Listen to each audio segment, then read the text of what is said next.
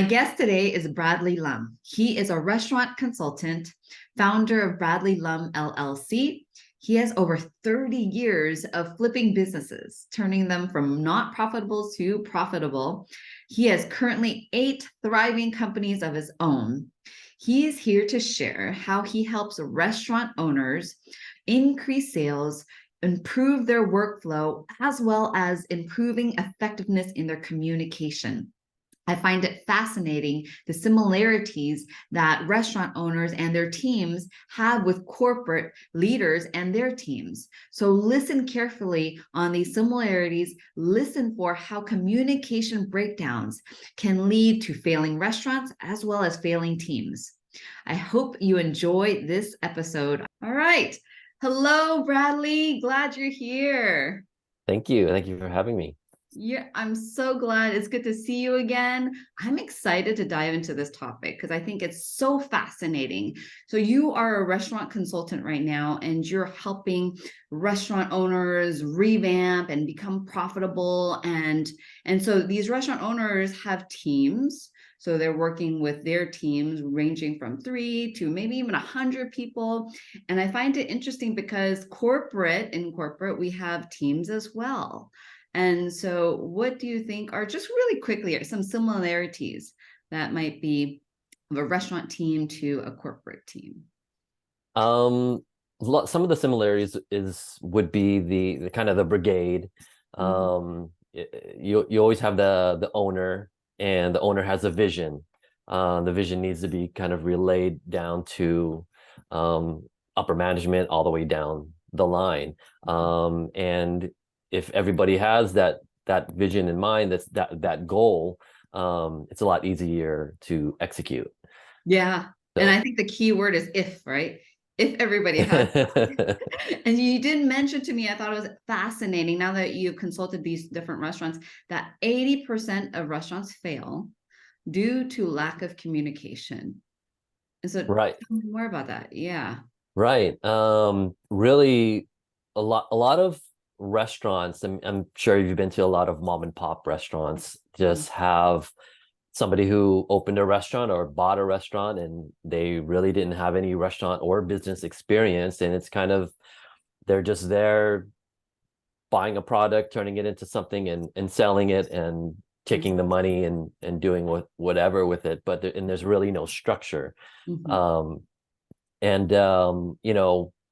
Being able to help restaurants structure their business, so there's a line of communication, a line of there's leadership, and a vision. Everybody has this map of where they want to go and how to get there. So so in that sense, it's very similar to corporate America, because I think that's the goal, right, is to instill that vision. Yeah, I mean, because a lot of the managers, they're just like these mom and pops. They have a product and they're really good at making the product. They want to sell it. But as a manager as well, they get promoted usually because they're really good at that one specific craft or expertise. And then they get promoted. And then now suddenly you have to shine. You have to start leading other people to bring this vision together. And they don't really get training, or they're not really doing it very well in terms of identifying what is the true vision, because now you have to think broader and vision. And so tell me about visioning. What is the challenge that leaders have with visioning? Because I think it's broader and it's ambiguous.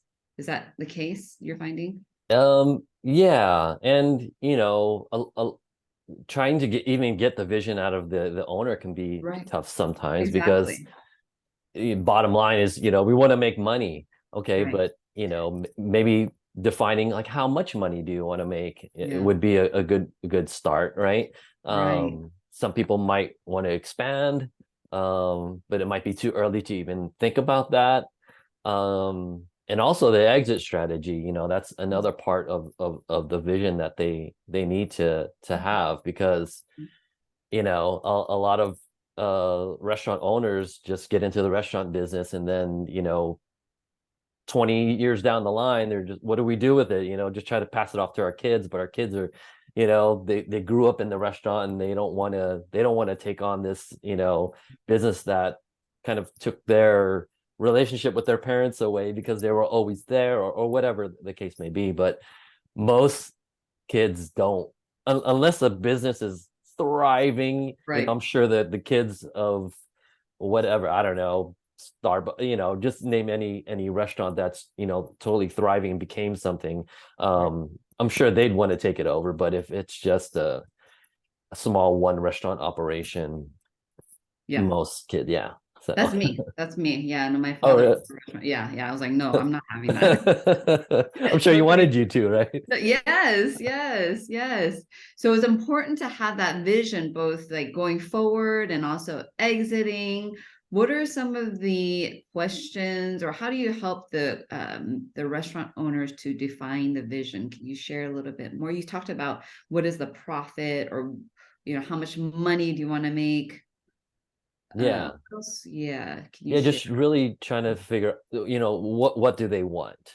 And a lot of times, like I said, a lot of people are just gonna say money at first, but really that's not really the goal. So I mean, if you really think about it, it's not really the money, it's really the feeling that the money will give you, right? Or because having things is just, it's just a thing, but it'll make you feel a certain way when you have it, right? So yeah, getting the goal out of them is pretty difficult sometimes, unless they really know. So anyhow, it could be a smaller vision where, I want my restaurant to be operated this way, or you know what I mean, or a little more casual, or I want it to kind of be like a Chipotle where they all line up and kind of order down the line. So it could be something as simple as that. Right. But I love that, the idea of the feeling, because if nobody knows where we're going, then everything seems more ambiguous. But if you paint a picture, even if it's a small up level of something, whether it's a Chipotle or whether it's a beautiful formal gathering, but it's like the feeling that, hey, we're all working towards something. Right. It's like everybody is like, okay, we're working toward a feeling of inspiring and making something happen that wasn't there. Right. And getting, I mean, it could be something really vague, it's just like getting in the car and driving somewhere. It's like, I know I want to get to New York. Right. And so there's a lot of ways to get to New York. Right. But after you figure out where you want to go, then you can kind of like put the little steps into play. Right, and what do you think are the challenges with communicating things like this? Just that, not worrying, knowing where you want to go. And then also there could be other smaller visions. So after you get that end goal, it could be upper management to their goals to, I want to get out of here at 9:30, and so knowing that you want to get out of there at 9:30, these things, maybe this thing takes 15 minutes, this thing takes 30 minutes. So then you can kind of structure it and put everything into play. Right. And then know if something is off track. At least we see, have some documentation or some data of what happened, or if we veered off track. Exactly. What happened. Exactly. So a lot of these restaurant owners don't even have the vision. That's actually the first huge block. And then once they do, there could be some potential challenges with communicating it. But at least we're more aware. Can you give any tips of what, then once they have it, what are some key tips on executing or painting that vision, getting everybody in alignment? Right. Documentation. Documenting and recording your progress. Just knowing where you're at all times is very important. That way you can make adjustments, right? Just like if you're on an airplane, it could be just off like 2 degrees and, you're trying to go to Hawaii, but all of a sudden you end up in the North Pole or whatever it is, right? I mean, but knowing where you are, you can kind of, I'm a little off course. I just need to keep adjusting. So documenting your progress is very important. And a lot of restaurant owners don't even do that. They, they just remember stuff. It could be even it's something as simple as, what time did I pull that out of the oven, right? If something's cooling down, and this is very important for the health department too, because they want to see. I mean, if you do have a violation, they, a good way is to have documentation of things. So then that way they know that you're on top of, the food safety. So, yeah, it could be something as simple as that. Just, documenting what time you pulled something out of the oven, what time you cleaned the bathroom. If you go to a public restaurant, a bathroom in the restaurant, right? They always, most times they'll have a schedule and they'll have somebody's initial, what time they cleaned it. So all these just documentation is key. Right. And then, I mean, because like you said, a lot of times they're so challenged with trying to just make money. And so all this documentation doesn't seem very important, right? And then looking back, you're like, what just happened in that year? We don't even know. Where did things fail? We don't know. And so having at least a documentation, even if you did not get the outcome that you wanted, but at least you can have some information about where maybe things have failed, or where maybe things can have better process improvement. Right. Having someone come like you, like a consultant, come on board to be a part of the team. Do you find people resisting to the changes, and what are some of the things that you can do? I do, and as a consultant, I can only tell you what would be, the best, your best practices, or the best use of whatever it is. And many times, people don't like change. People, they just don't like change. And it's just hard to get somebody to change how they think, how they operate. So yeah, that's pretty challenging. And a lot of times I have to just kind of wait until it fails before they were like, oh, okay, yeah, we would have done it. That's true. So, so just being able to, and then, I to kind of remedy that, I just go back and talk story about whatever my past clients, or even my experiences, or, what happened to me, and, trying to go that route. And most times that helps, but yeah, a lot of times they don't change until something happens.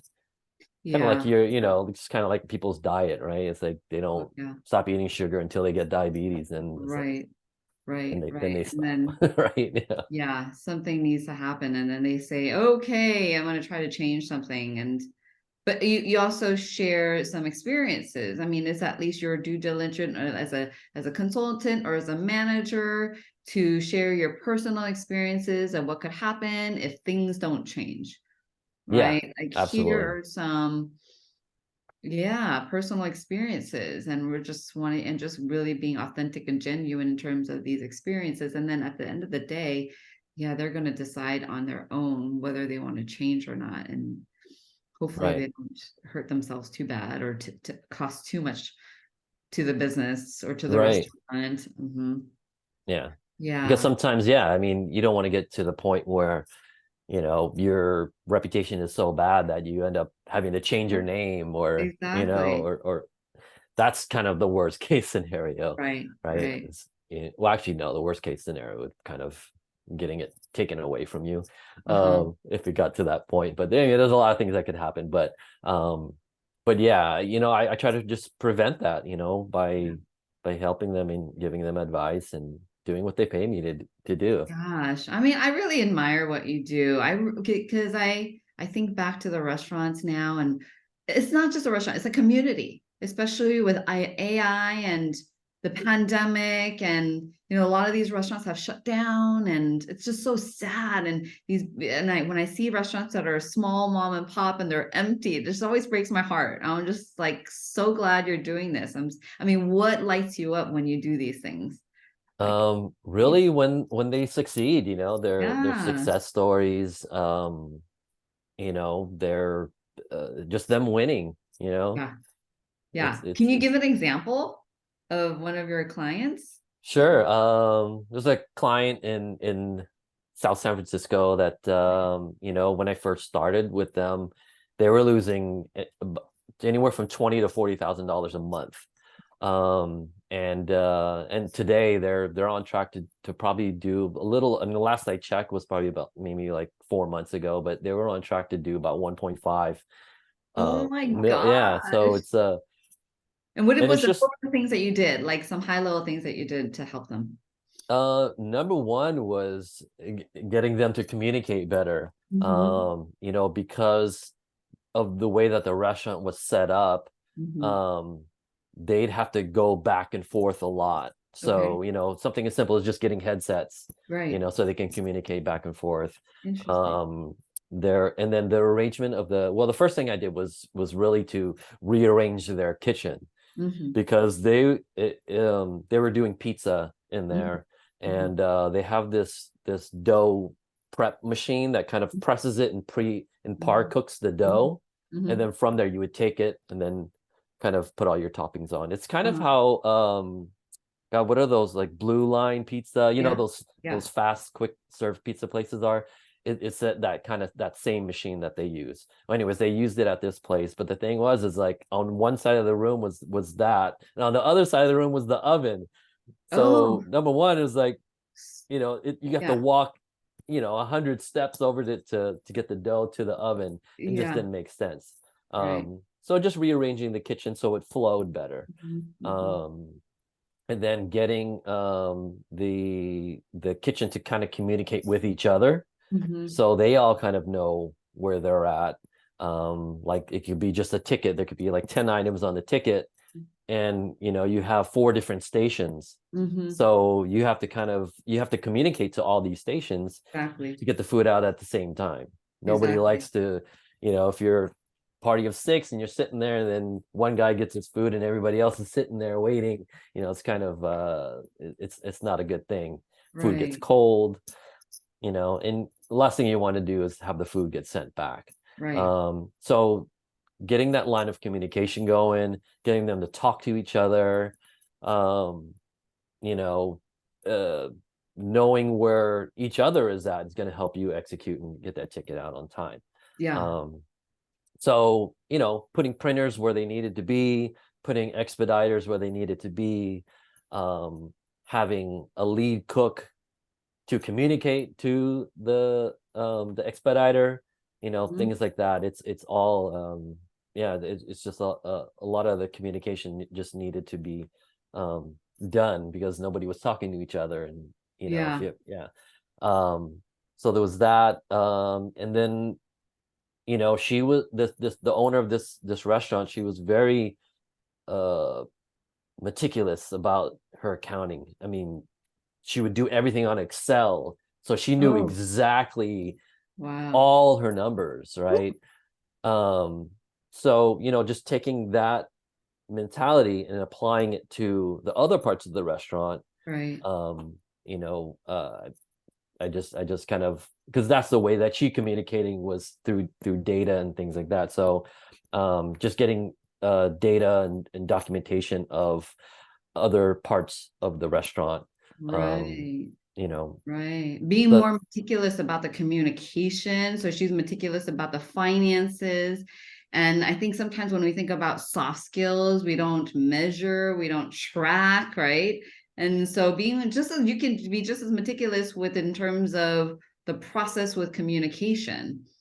And having some data around that, like how long does it take to communicate from, like you said, you close the gap when communicating from the front end to the back end or between in the kitchen as well.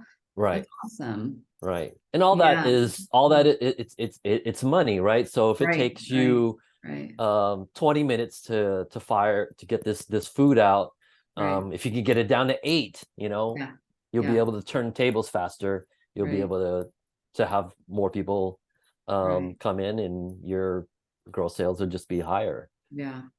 In theory. I love that. So, I love that.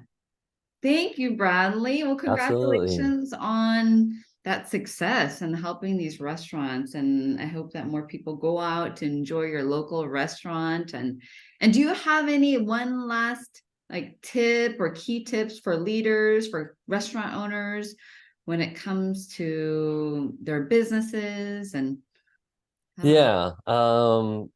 leaders should really, I'd say listen. You were born with 2 ears and 1 mouth, so kind of use them to proportion. Listen to what your team is telling you. Obviously listen to their upper leaders as well. I would say you need to listen. A lot of people don't listen. There's these 3 words that are very dangerous in a lot of business for entrepreneurs and people in the business is I already know, right? There's always something to learn, I think, in every situation, and just listening and being patient, and you'd be able to solve a lot of problems that way. Yeah. If someone has the courage to say something to you, then at least open up both ears to try to listen. Absolutely. Right? Yeah. I love that. It's so true. So true. Thank you so much, Bradley. That was so helpful, so empowering. I think there's a lot of similarities between restaurant owners with their teams and also corporate teams, and how to communicate more effectively together. And once you do that, you can accomplish so much more, right? Having that vision, and then knowing who's going to be part of that vision and what role they play in implementing that vision, and having the communication to make that happen. When breakdowns happen, who's going to support each other and who's going to help each other out, and just having that all dialed in, like you said, can help these restaurants hopefully not have such a high fail rate. And so any restaurant owners or people that know restaurant owners that are struggling, how can they find you?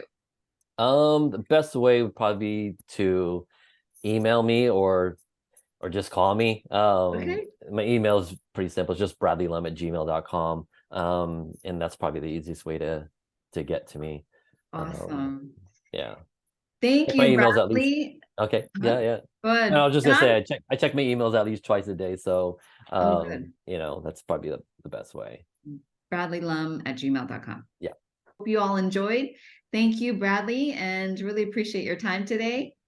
Absolutely. Thank you for having me. It was fun. Thank you. All right. Thanks for joining the conversation today. Are you curious on how you measure up with your ability to speak in flow? Come grab my free self-assessment at https://speakinflow.com/assessment. And I'll see you on the other side.